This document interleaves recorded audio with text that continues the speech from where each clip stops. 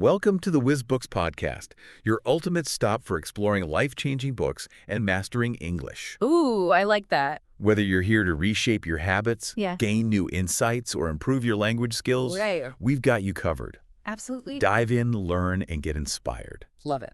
Today, we're diving into brain hacks. 300-plus ways to boost your brain power. Okay. It's packed with practical tips to sharpen your memory, Yeah. focus, and overall brain health. Mm-hmm. And we'll be uncovering some cool new English vocabulary along the way. I'm excited. It's fascinating how this book emphasizes the connection between our physical and mental well-being. It's not just about, mental exercises. It's Yeah. about how diet, exercise, Right.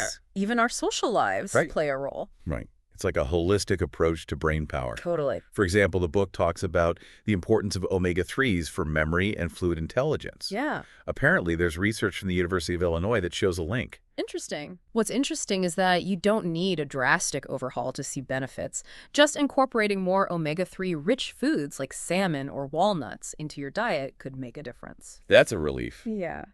I'm not ready to give up all my favorite snacks just yet. I hear ya. But speaking of things that can impact our brains, Yeah, the book really dives into the effects of stress. absolutely. Chronic stress doesn't just make us feel overwhelmed. It can actually damage brain cells. Oh, wow. It's constantly being in fight or flight mode, Yeah. which prioritizes survival over things like memory and cognitive function. The book sections on stress less and combat cortisol were eye-opening. Yeah. It's kind of scary to think that constantly feeling on edge Yeah. can lead to headaches, sleeplessness, and even affect our ability to relax. Right. So what can we do about it? Well, the book highlights sleep as a crucial factor. It's like a cleaning crew for our brains, removing waste products and consolidating memories while we sleep. Plus, it helps stabilize our mood, which is something we can all benefit from. You're telling me, I know I'm a completely different person when I'm sleep deprived, Yeah. but beyond sleep, Yeah. the book also talks about the power of certain foods. For instance, turmeric. Uh-huh. I knew it was a popular spice, Yeah. but I had no idea about its potential link to enhancing memory and even helping the brain repair itself. Turmeric has been studied in connection with Alzheimer's and Parkinson's disease, and the findings are quite promising. Wow. It's not easily absorbed, though. Okay. So the book recommends combining it with black pepper to boost absorption. Oh, You can add a pinch to your turmeric latte for a brain-boosting kick. that's a great tip. And speaking of brain-boosting foods, Yes. the book mentions apples, specifically the peel, as being beneficial. Okay. Of course, we're talking organic apples here. Right. No one wants to be munching on pesticides. Of course not. Why is the peel so important? Apple peels are packed with antioxidants, which protect brain cells from damage. They also contain quercetin, a compound linked to improved cognitive function. Okay, I'm adding organic apples to my shopping list. Yeah. And while we're on the topic of food, that's good for us, Right? let's talk fiber. Okay. I knew it was good for digestion, Uh-huh. but the book links it to a reduced risk of stroke. It's pretty remarkable. For every 7 grams of fiber you eat daily, your risk of stroke could drop by 7%, according to the book. That's definitely a motivating statistic. It certainly is. Yeah. Now, shifting gears a bit, the book also talks about certain activities that can energize our minds. Yeah. One that caught my eye was doodling. Okay. I always thought it was a mindless activity, Yeah, but apparently it can help us focus. that's right. Research shows that doodling can help us focus and retain information, Wow. especially during tedious tasks. It's like giving your brain a little creative outlet while it's trying to absorb information. So all those times I was doodling during meetings, Ah. I was actually boosting my brain power. Hey. I wish I knew that sooner. Right. What other activities does the book recommend? Well, exercise is a big one. The book emphasizes finding a balance between aerobic exercise and weight training for optimal brain health. So it's not just about hitting the treadmill or lifting weights. It's about incorporating both. Exactly. It cites a Harvard study on longevity that shows moderate exercise is key. It also warns against overdoing it, which can actually have negative effects. Moderation is key, as with most things. Right. The book also mentions yoga as being beneficial for the brain. Yeah. I've never really tried yoga. What's the connection? Yoga, even just 20 minutes a day, can enhance focus, memory, and mood. Okay. And get this, Yeah. MRI research suggests that it can actually increase brain size. Wow, that's pretty amazing. I'm starting to feel inspired to try some yoga. What other unique brain hacks does the book offer? Well, it introduces Gotu Kola, Okay. which it calls food for the brain. It's an herb believed to improve circulation and mental stamina. Go-to cola. I've Yeah. never heard of that. What's the best way to incorporate it into your routine? The book talks about its traditional use in combating stress, sharpening reflexes, and improving concentration. Mm-hmm. You can find go-to cola supplements at most health food stores. Okay.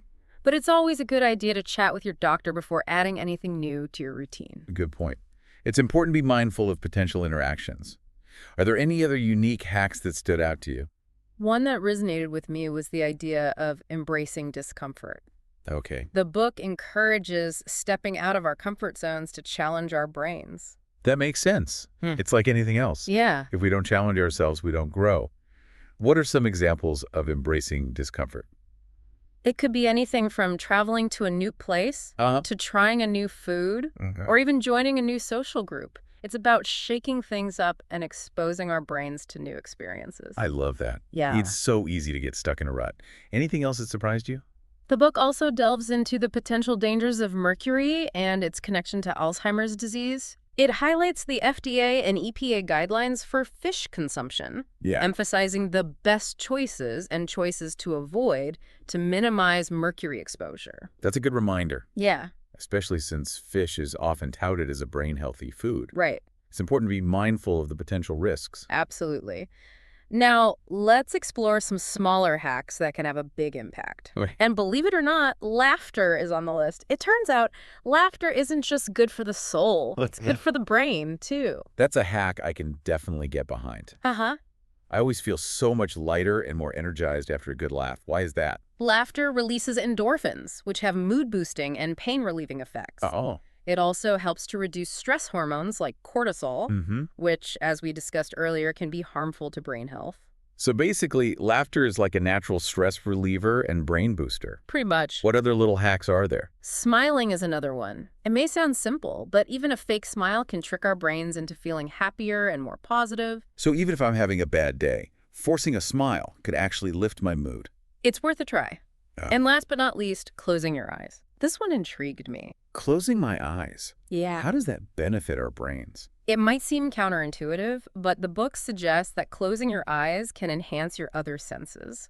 Oh. It mentions a study on blindfolded navigation that showed people were better able to navigate unfamiliar terrain Really? using just their non-visual senses. That's wild. Yeah. It's like giving your brain a sensory workout. So, to recap, we've got laughter, smiling, and closing our eyes. Right. Simple yet powerful hacks that we can all try. Yeah. And for our listeners, it's a great way to boost their brain power and learn some new vocabulary. Absolutely. Speaking of vocabulary, have you noticed how the book uses really vivid language and metaphors to explain these concepts? Absolutely. The author's writing style is engaging and easy to understand. Well, I'd say this has been a pretty enlightening deep dive so far. Me too. What do you think? I agree. We've covered a lot of ground, but there's still more to explore. Stay tuned, listeners. We'll be right back with more fascinating brain hacks from Brain Hacks. 300+ ways to boost your brain power. Sounds good. Welcome back to our deep dive into brain hacks. We were just talking about the power of closing your eyes to sharpen your other senses. It might sound odd, but the book suggests it can really make a difference. Right, like it forces your brain to pay attention in a different way. The study about blindfolded navigation really stuck with me. It's amazing how adaptable our brains can be. That adaptability is key for keeping our minds sharp. Speaking of which, did you know that adding some diversity to your social life can actually boost your brain power? Seriously, just hanging out with different kinds of people can make me smarter. Think of it this way. Your brain loves routines. It gets comfy with familiar people and ideas. But when you introduce new perspectives and social interactions, it has to work harder to process all that new information and adapt to those different dynamics. So it's like cross-training for your brain. Instead of lifting the same weights, you're switching things up and working different muscle groups. Exactly. And that connects back to the idea of embracing discomfort, which we talked about earlier. The more you challenge your brain with new experiences and interactions, the more flexible and adaptable it becomes. That makes a lot of sense. And I bet it helps us avoid getting stuck in those echo chambers where we only hear opinions that agree with our own. Precisely. Now, the book also dives into the topic of focus and suggests there are actually 3 different types: sustained, selective, and divided attention. Hold on, 3 types of focus. Yeah. I thought focus was just, well, focus. Apparently, it's more nuanced than that. Sustained attention is about Staying focused on a single task for an extended period, like when you're reading a book. Selective attention is the ability to focus on specific information while blocking out distractions, Okay. like trying to have a conversation in a noisy cafe. Okay, I'm starting to get it. So what's the third type? Divided attention is about juggling multiple tasks at once, which most people find the most challenging, like cooking dinner while helping your kids with their homework. It really taxes the brain. That doesn't surprise me at all. After an evening of multitasking, I'm usually mentally exhausted. So how can we improve all three types of focus? The book suggests being more intentional with our attention, setting aside specific times for focused work, minimizing distractions, and breaking down complex tasks into smaller chunks can make a big difference. So it's all about training ourselves to be more focused. It's interesting how the book emphasizes practical tips like that, things we can actually implement in our daily lives. And it doesn't shy away from some more unique approaches. For instance, it mentions essential oils as a tool for stress relief. Certain oils, like lavender, chamomile, and sage, have calming properties that can soothe the nervous system. I'm all for anything that helps me relax. What are some ways to use these oils? You can use a diffuser, add a few drops to a bath, or even put a drop on your pillow. There are lots of options. That's good to know.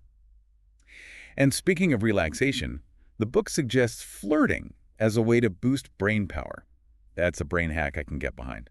There's actually some science behind it. Flirting releases dopamine and phenylethylamine, neurotransmitters associated with pleasure and excitement. These positive emotions can enhance mood, creativity, and even cognitive function. So flirting is basically a feel-good cocktail for the brain. Yeah. I had no idea. What other surprising insights did you come across? Well, the book talks about the power of gratitude. I'm sure you, as someone who loves learning, appreciate that. Oh, absolutely.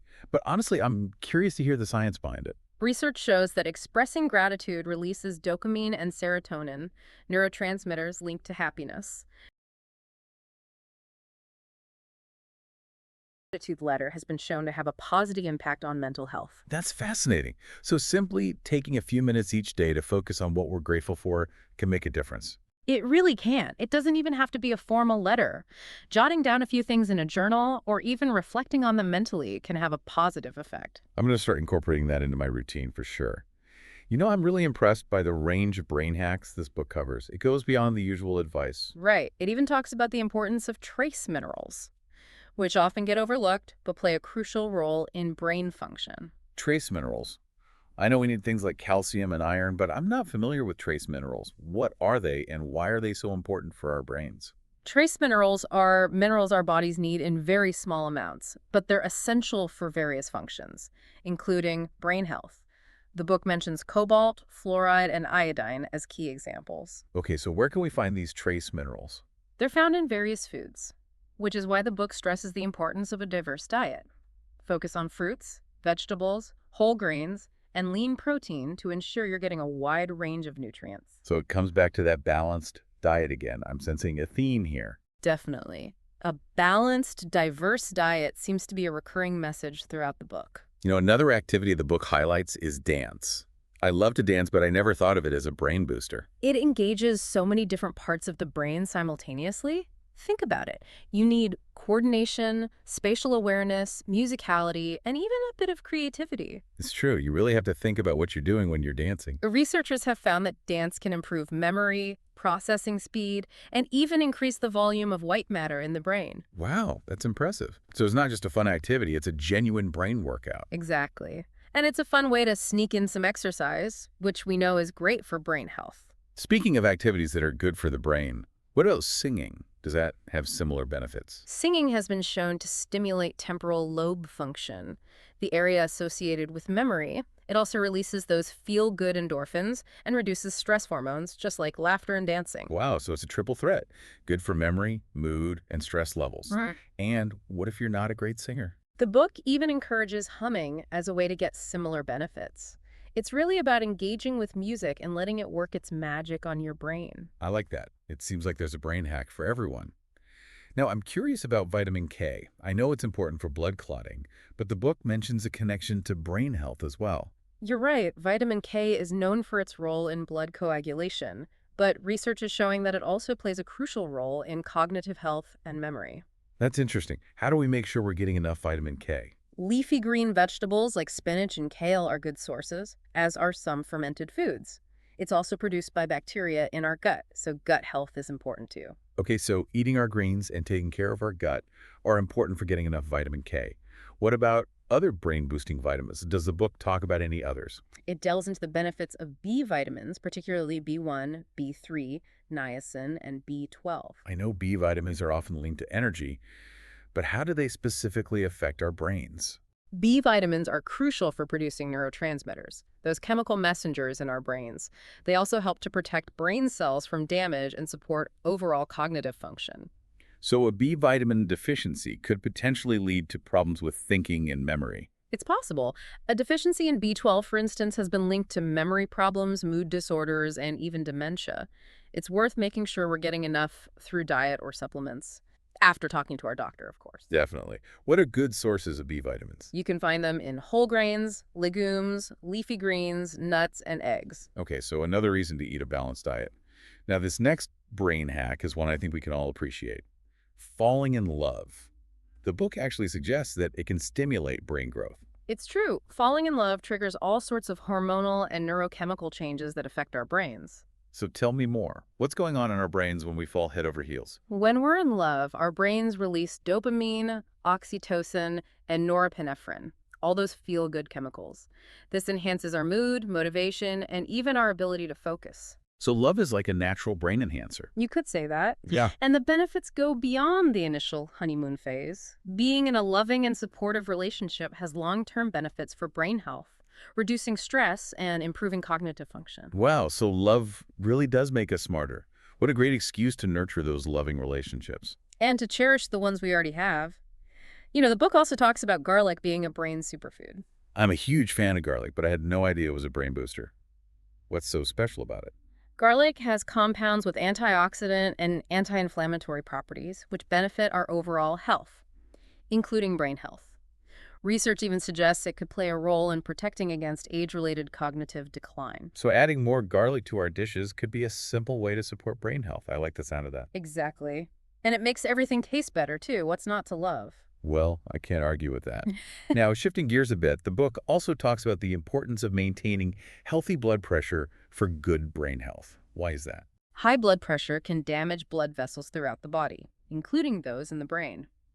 This can restrict blood flow, which deprives the brain of essential oxygen and nutrients, leading to cognitive impairment and increasing the risk of stroke. So it's not just about protecting our hearts, it's about protecting our brains as well. Precisely. And the good news is there are simple lifestyle changes that can help. Eating a balanced diet, exercising regularly, managing stress, and cutting back on sodium can make a big difference. Great advice. One thing that really fascinated me in the book was the discussion of the placebo effect and its relevance to brain health. It's a powerful phenomenon. Essentially, it's the power of belief. Our brains can be tricked into healing or improving simply because we believe a treatment will work. So you mean just believing something will help us can actually trigger positive changes in our brains? Exactly. The book explains how this can be harnessed for better brain health. If you believe meditation will reduce stress and improve cognitive function, your brain may actually produce physiological changes that align with that belief. That's incredible. It's almost like our thoughts and beliefs can shape our reality. In a way, they do. Our brains are incredibly powerful, and the placebo effect highlights how we can tap into that power to support our own healing and well-being. I love that. What other seemingly counterintuitive brain hacks does the book offer? Well, how about this? Fat is good for you.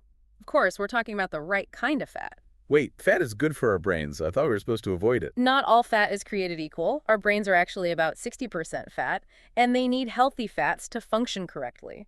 The book emphasizes consuming monounsaturated and polyunsaturated fats while limiting those unhealthy saturated and trans fats. Okay, that makes sense. So where can we find those healthy fats? Avocados, nuts, seeds, olive oil, and fatty fish like salmon are all great options. And as for the unhealthy fats, they're usually lurking in processed foods, fried foods, and fatty meats. So it's about making those conscious food choices and sticking with whole, unprocessed foods as much as possible. Exactly. Our brains thrive on nutrient-rich foods, and healthy fats play a key role in that. I'm always up for learning more about the power of food. Now, let's talk about something near and dear to my heart, reading.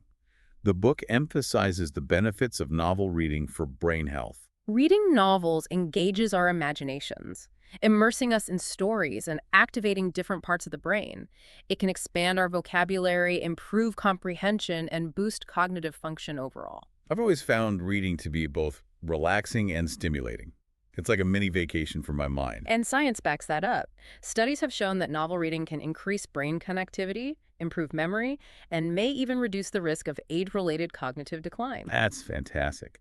So curling up with a good book is not just a leisure activity, it's a brain workout. Exactly. And the more challenging the book, the better the workout for your brain. Challenge accepted. Now, the book also delves into strategies for managing anxiety and stress, something I think we all struggle with from time to time. What are some of the key takeaways? It emphasizes lifestyle changes, like getting enough sleep, exercising regularly, and practicing mindfulness techniques like deep breathing or meditation. Those are all great tips. Does the book mention any specific foods or supplements that can help with anxiety? It highlights the importance of a balanced, nutrient-rich diet to support a healthy nervous system, and talks about herbs like chamomile, lavender, and valerian root that have been traditionally used for calming anxiety. But as always, it's best to chat with your doctor before adding any new herbs or supplements to your routine. Good advice. Now, this next brain hack might surprise some people. Daydreaming. That's right. It's often viewed negatively, but the book suggests it can be a powerful tool for creativity and problem solving. So instead of scolding kids for daydreaming, should we be encouraging it? Well, within reason, of course. When we daydream, our brains enter a state of relaxed attention. This allows us to tap into our subconscious and explore new ideas without the constraints of logic or reality. So it's like giving our brains permission to wander and see where they take us. Exactly. And that can lead to those aha moments and creative breakthroughs. I know, I've definitely had my best ideas come to me when I wasn't actively trying to think about the problem. It happens all the time. Our brains are constantly working, even when we're not consciously aware of it. You know, it's amazing how much untapped potential we have within our own minds. Absolutely. We're only just beginning to scratch the surface of what our brains are capable of. What other surprising brain hacks does the book have in store for us? Well, it might sound simple, but turning down the noise is a big one. You mean like literally lowering the volume on our devices? Yes, but also metaphorically. The book stresses the importance of minimizing distractions and creating a peaceful environment that supports focus and cognitive function. That makes sense. I know I get so much more done when I'm working in a quiet space without constant interruptions. But what about those of us who actually thrive in a bit of chaos? It's all about finding what works best for you. The key is to be mindful of how your environment affects your focus and productivity, and then make adjustments accordingly. That's great advice. It's about taking ownership of our surroundings and creating spaces that support our well-being.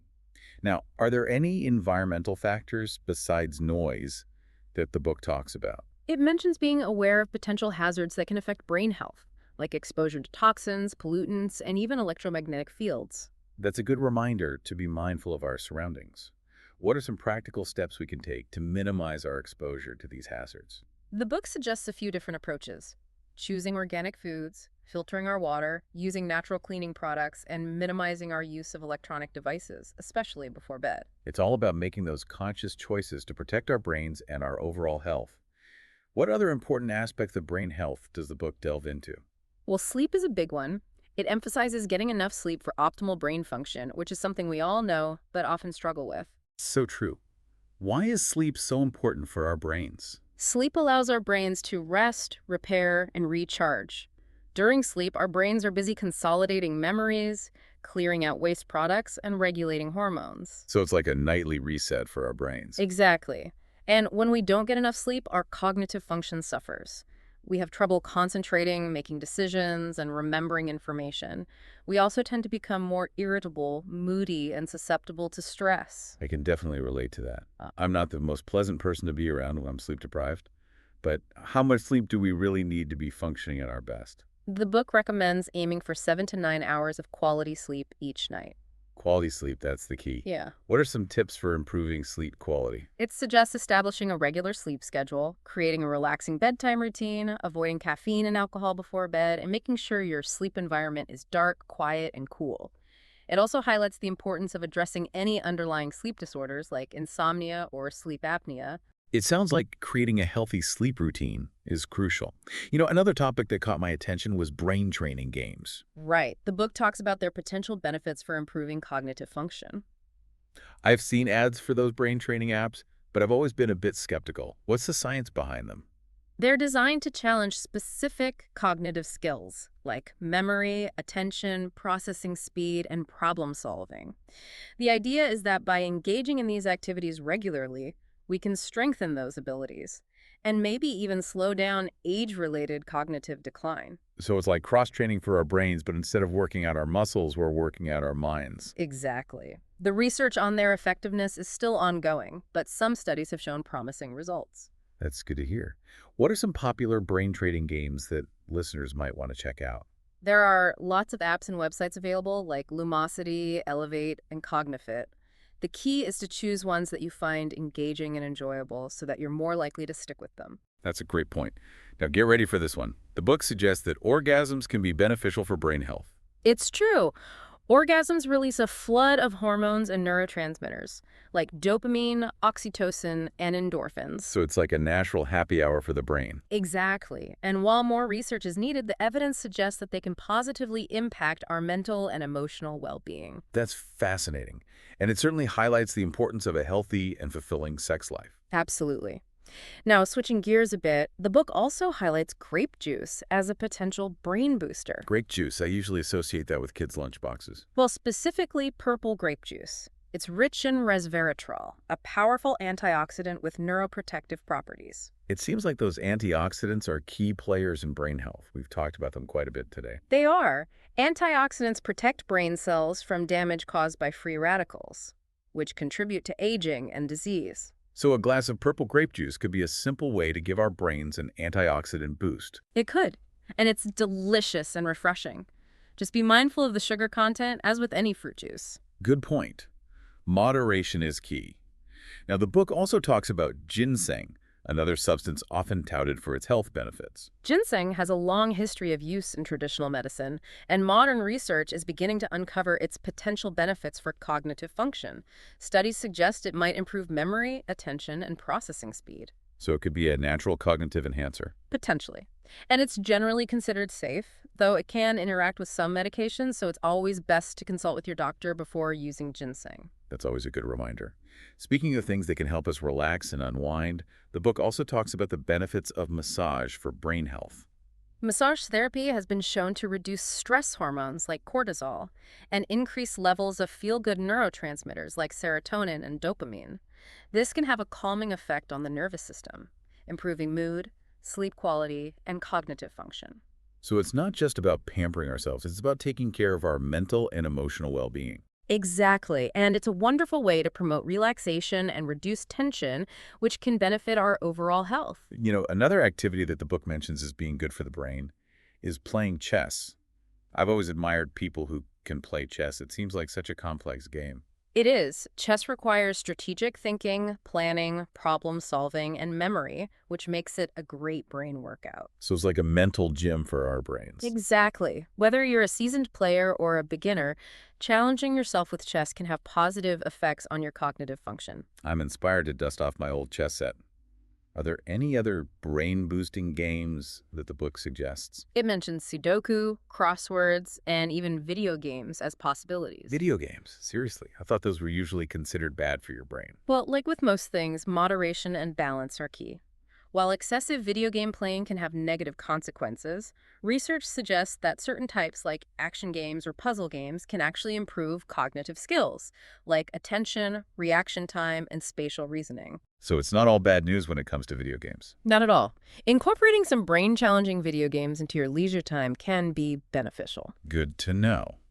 Now let's shift gears a bit and talk about something a little more unconventional. Hypnosis. The book suggests that it can potentially improve brain function. Hypnosis is a state of focused attention and deep relaxation that allows access to the subconscious mind.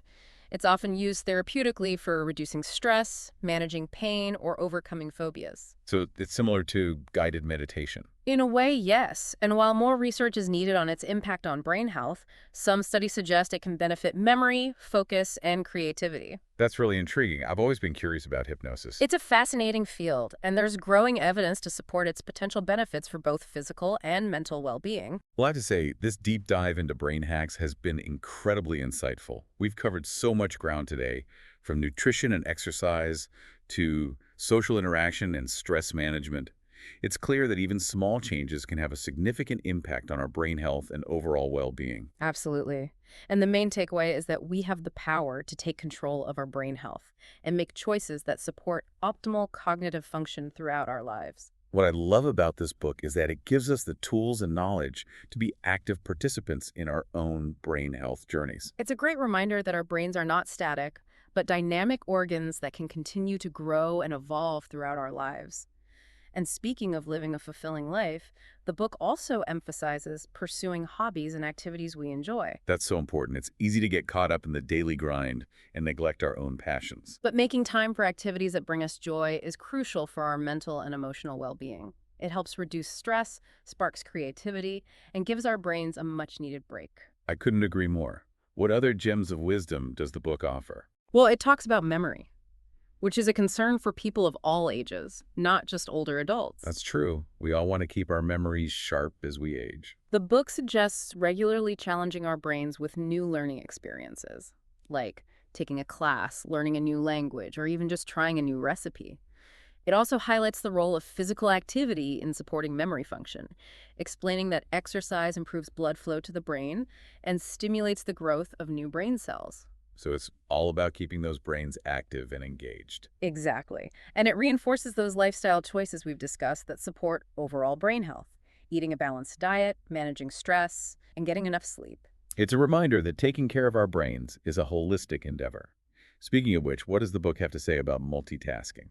It's something so many of us do in this fast-paced world. The book cautions against multitasking, suggesting it can be detrimental to our cognitive function. Really? But we're often told that multitasking makes us more efficient. It might seem that way, but when we multitask, our brains are constantly switching between different tasks, which can lead to mental fatigue, reduced productivity, and even an increased risk of making mistakes. So it's not as efficient as it seems. Not at all. Our brains are wired to focus on one task at a time.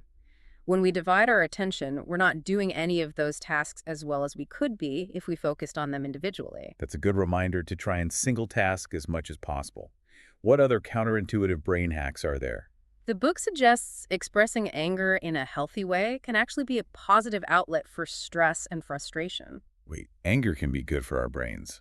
I thought it was something we should try to avoid. Anger is a natural human emotion, and bottling it up can be harmful to our mental health. The key is to find constructive ways to express it, rather than letting it build up or explode in unhealthy ways. So it's about finding those healthy channels for releasing that pent-up energy. What are some good ways to do that?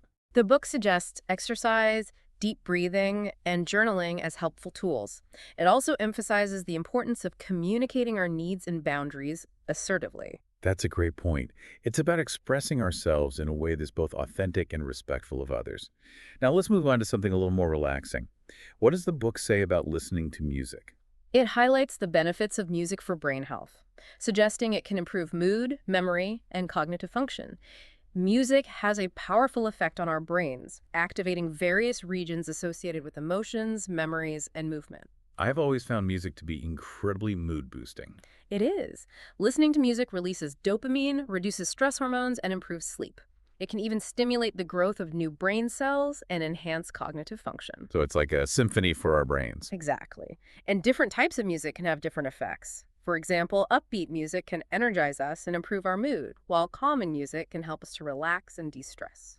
It's like having a soundtrack for life. We can choose music that aligns with our current emotional state and use it as a tool to enhance our well-being. Absolutely. And along those lines, the book reminds us that hydration is crucial for brain health. You mean just drinking enough water? It sounds simple, but it's so important. Our brains are about 73% water and need a constant supply of fluids to function correctly. Dehydration can impair cognitive function, making it harder to concentrate, make decisions, and remember things. So it's not just about quenching our thirst, it's about keeping our brains hydrated. Exactly. Just make sure to drink plenty of water throughout the day, especially before, during, and after exercise. Got it. Water is brain fuel. What other important tips does the book offer? It talks about the benefits of meditation for reducing stress and improving cognitive function. Meditation involves focusing our attention on a single point, like our breath, a mantra, or an image. This helps to calm the nervous system, reduce those stress hormones, and improve our ability to focus and concentrate. So it's like training our minds to be present and let go of those distracting thoughts. Exactly. And research shows that regular meditation can change the structure of our brains, increasing gray matter in areas associated with attention, emotional regulation, and self-awareness. Wow, so we can actually rewire our brains through meditation. In a sense, yes, our brains are incredibly adaptable, and meditation is one way to create positive changes that enhance our cognitive function and overall well-being.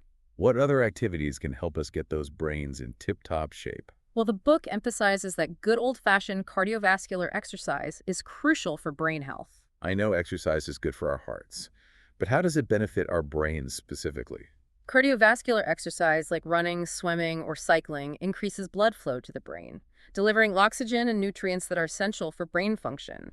It also stimulates the growth of new brain cells and strengthens the connections between existing ones. So it's a workout for our brains as well as our bodies. Exactly. And you don't have to train like a marathon runner to reap the benefits.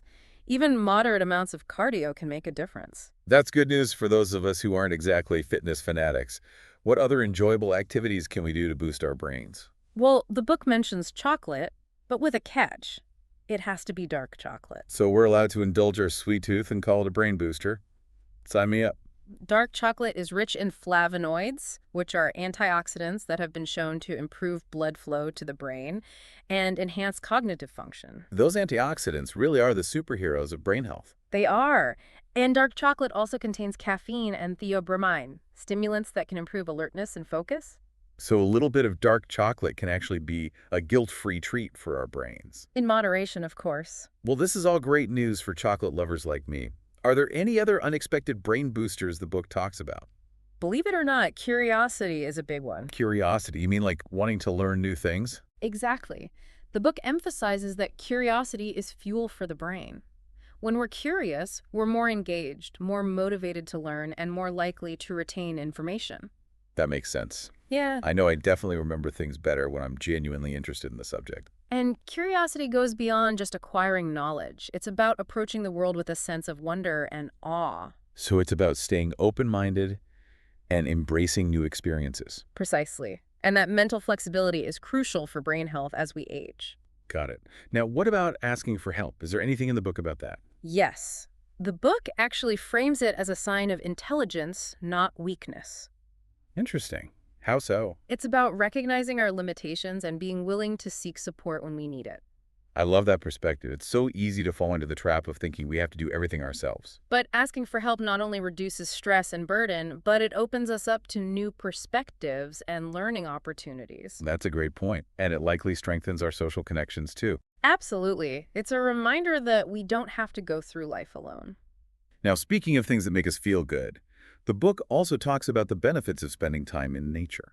Being in nature is incredibly restorative. It reduces stress, improves mood, and enhances cognitive function. I definitely feel more relaxed and clear-headed after spending time outdoors. What is it about nature that has such a positive impact on our brains? Well, one theory is that nature evokes a sense of awe and wonder, which shifts our perspective and helps to reduce stress.